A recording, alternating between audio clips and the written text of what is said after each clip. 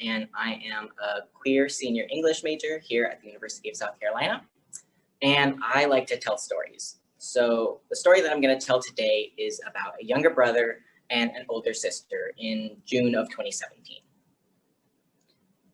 So, about 100 miles from here, the siblings lived in a suburb with their parents.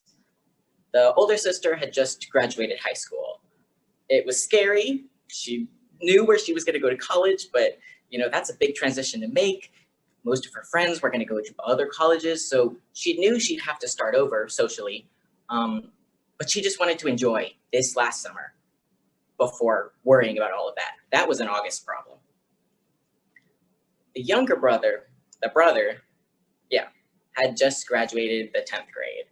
And maybe it's more accurate to say he survived it because it was a very rocky semester. School and him really didn't get along that well, and he didn't have a lot of friends to fall back on. So that made it pretty hard. But the semester was over. It was summer, and hopefully he would be able to ease his mind and rest and recharge. It wasn't always that difficult, though. Back when the summers used to last forever, the siblings used to play together a lot. Sometimes they would write letters to each other just by leaving sticky notes at the other person's door. Other times they would play board games of the younger brother's devising. He made up games all the time. Sometimes it was, toys from around the house as pieces and a hand-drawn board and magic marker instructions. And whenever a game stopped being fun and interesting, he disassembled it and built something else. As they grew older, that sort of game design went on the computer. And it's really cool, but it became a little less understandable to everyone around him. And as they got older, life got more complicated. Their interests diverged. They both struggled with anxiety and depression and got wrapped up in their own challenges, the ups and downs of their own lives. The brother in particular had a hard time. He had started medication, but it didn't really seem to be helping. He was going to psychiatry. We hit a crisis point where the family was advised not to leave him home alone, and they didn't. They took him places, they stayed with him, and then the semester ended, and the crisis period passed, and the main stressor was out of the picture, and everybody took a deep breath, and it seemed to get better. Even when the younger brother was asked if he was okay, he said yes. And the truth is, he wasn't okay. Less than 2 weeks into summer vacation, the younger brother died by suicide. And that night is both so hard to remember and so crystal clear. The fire trucks and the police cars invaded our neighborhood. It was very loud and annoying. I still get anxiety hearing sirens, which is a bad place to be in Columbia. And we couldn't go inside. We sat helplessly on the front porch. We accepted water and blankets from our neighbors. We called friends and relatives to tell them the news. And when everybody left and everything died down, we went inside, but we didn't go to sleep because it was too quiet, too empty, and too much to handle. But enough about me, back to the story. The brother's service happened that Sunday, and the house filled with grown-up visitors who brought condolence flowers and casseroles, and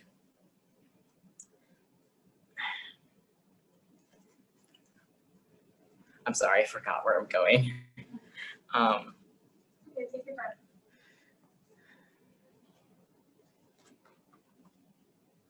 And that was great because it was really helpful to have such an outpouring of love from everybody that the family knew, but at the same time, while time was passing in that so weird way, days or weeks or years later, it was days, the sister realized that this was still her last summer at home. This was still the last summer she was going to live with her family, and it felt unkind to leave to go to college, but her parents said they wanted what was best for her. So 2 months later, they helped her pack up and live in a dorm in Columbia.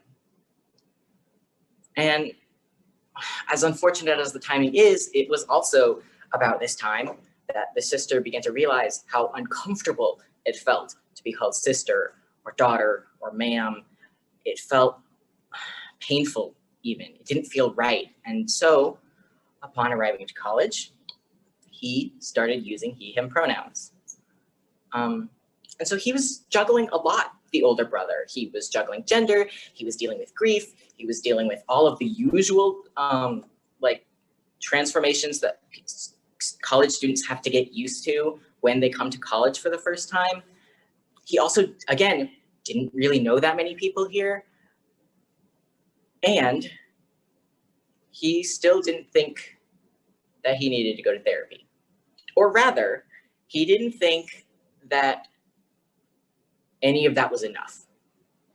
Just to reiterate, just to make it clear, his younger brother died by suicide 2 months before. He went through a gender crisis and was now in a new place, away from home for the first time, having very strong, weird family feelings, and still didn't feel like that was enough to go to therapy.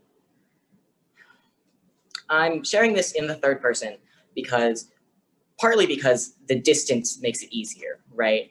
It makes it easier for me, but if you're not used to having conversations about suicide, it probably makes it easier for you too.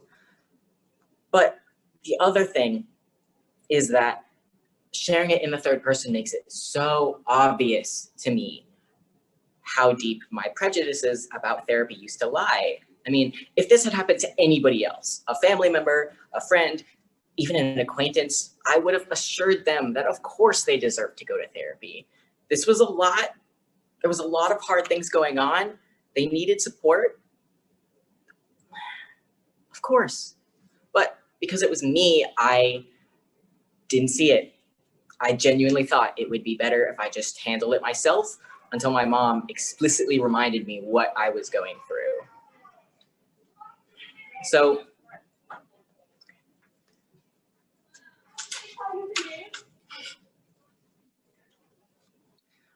yeah, thank you, Kat. It took a long time for me to see this outside of myself. And there were a couple other reasons I didn't want to go to therapy. I didn't want to talk to anybody on the phone, which is how you had to set up appointments 4 years ago. Now you don't, because new client appointments can be made through my health space without having to talk to anyone, which that was another barrier for me. I also didn't want to just go to a room and have dedicated bad feelings time and then leave and have to pretend to be a normal person.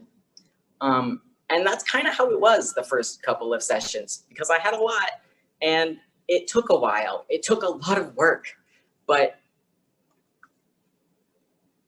people go to therapy or reach out for help in any way for a lot of reasons. You know, sometimes it's capital T trauma, like we see in movies and television. Sometimes it is grief or big things, but just as often it's trouble with friends or stress at work, or maybe their moods are a little off, or maybe, something's wrong and they don't know what it is, or maybe nothing is wrong at all. Life is hard, and especially because of the pandemic, we've all been under extra pressure. So whatever grace you might extend to a friend or a family member or an acquaintance, you also deserve to extend to yourself. I'm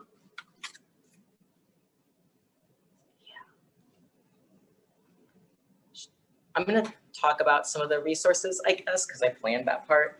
So I mentioned one-on-one therapy through the health center.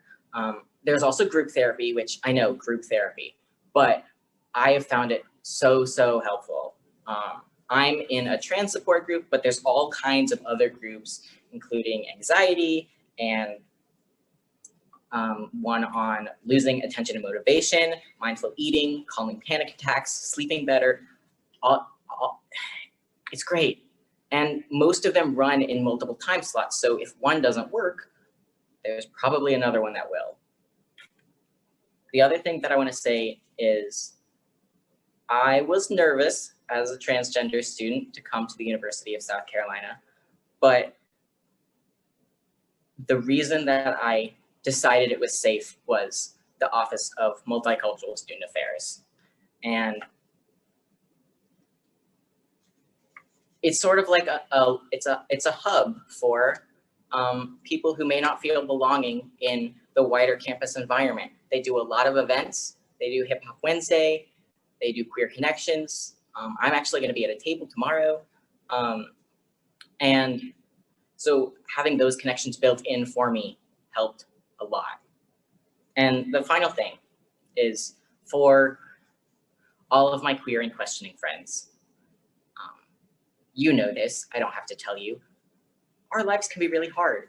The trans suicide rate is, it suffices to say, significantly higher than the equivalent rate for our cisgender peers. So if things feel hard, I know Kat put the National Lifeline in the chat, but there's also the Trevor Project. They have their own. There's a phone number.